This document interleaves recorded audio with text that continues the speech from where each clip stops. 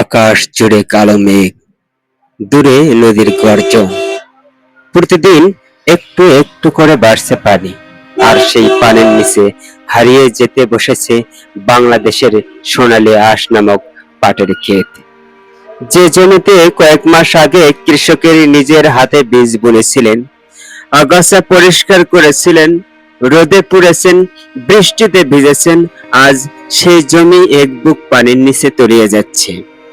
প্রতিটি পাট গাছ শুধু এক একটি ফসল নয়, এর সঙ্গে জড়িয়ে আছে একটি মানুষের, একটি পরিবারের স্বপ্ন, সন্তানের পড়াশোনার খরচ, বৃদ্ধ বাবা মায়ের ওষুধ, সংসারের চাল ডাল আর বছরের সব হিসাব নিকাশ। কিন্তু নদী এসব হিসাব বোঝে না। নতুন বন্যার পানি যখন হু হু করে বাড়তে শুরু করলো, তখন কৃষকের সামনে আর কোনো পথ রইল না। পাট পুরোপুরি ডুবে যাওয়ার আগেই নামতে হলো পানির মধ্যে। এক বুক পানি, কোথাও কোমর, কোথাও বুক ছুঁয়ে যাচ্ছে স্রোত। তবু হাতে ধারালো অস্ত্র নিয়ে একের পর এক পাট কাটছেন তারা। ভাবুন তো, ঘন্টার পর ঘন্টা পানির মধ্যে দাঁড়িয়ে থেকে কাজ করাটা কতটা কষ্টের। পায়ের নিচে কাদা, কোথাও গর্ত, কোথাও স্রোতের টান। শরীর ক্লান্ত হয়ে আসে, তবুও থামার সুযোগ নেই। কারণ আজ যদি এই পাট না কাটা যায়, কাল হয়তো পুরো ক্ষেতটাই পানির নিচে হারিয়ে যাবে। কৃষকের মুখে হয়তো কোনো অভিযোগ নেই, কিন্তু তার নীরব চোখ অনেক কথা বলে। সেই চোখে লুকিয়ে থাকে হাজারো দুশ্চিন্তা। ঋণের টাকা কিভাবে শোধ করব, ছেলে মেয়েদের স্কুলের বেতন দেখবো কিভাবে, প্রাইভেটের খরচ চালাবো কিভাবে, সংসার চলবে কি দিয়ে? এই প্রশ্নগুলোর উত্তর আজও অজানা। যে হাত দিয়ে মানুষ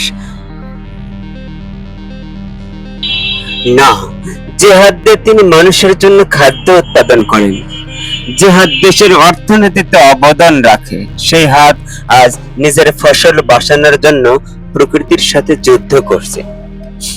এক একটি পাট কাটার সঙ্গে যেন কেটে যাচ্ছে তার বুকের ভেতরের দীর্ঘশ্বাস।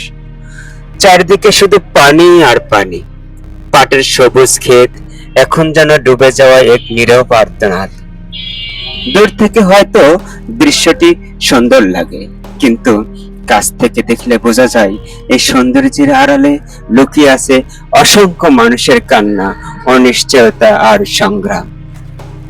আমরা যখন নিরাপদ ঘরে বসে বৃষ্টির শব্দ উপভোগ করি, তখন দেশের কোনো না কোনো প্রান্তে একজন কৃষক বুক সমান পানিতে দাঁড়িয়ে তার বছরের পরিশ্রম বাঁচানোর চেষ্টা করে যাচ্ছেন। তার শরীর ভিজে যায়, হাত কেটে যায়, পা কাদায় আটকে যায়, তবুও তিনি থামেন না। কারণ তিনি জানেন, থেমে যাওয়া মানেই সব হারিয়ে ফেলা।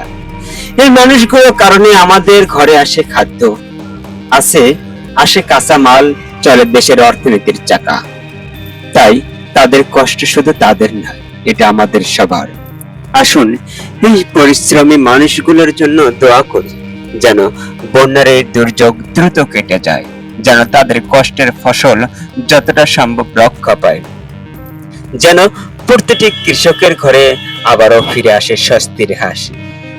কারণ কৃষক বাঁচলে বাঁচবে দেশ, কৃষি বাঁচলে বাঁচবে দেশ। আর একজন কৃষকের চোখের জল কখনোই যেন বৃথা না যায়। বাংলার মাটি, বাংলার কৃষক, তোমাদের এই সংগ্রামের প্রতি রইল আমাদের গভীর শ্রদ্ধা, ভালোবাসা এবং সালাম। Please subscribe this channel to get more video.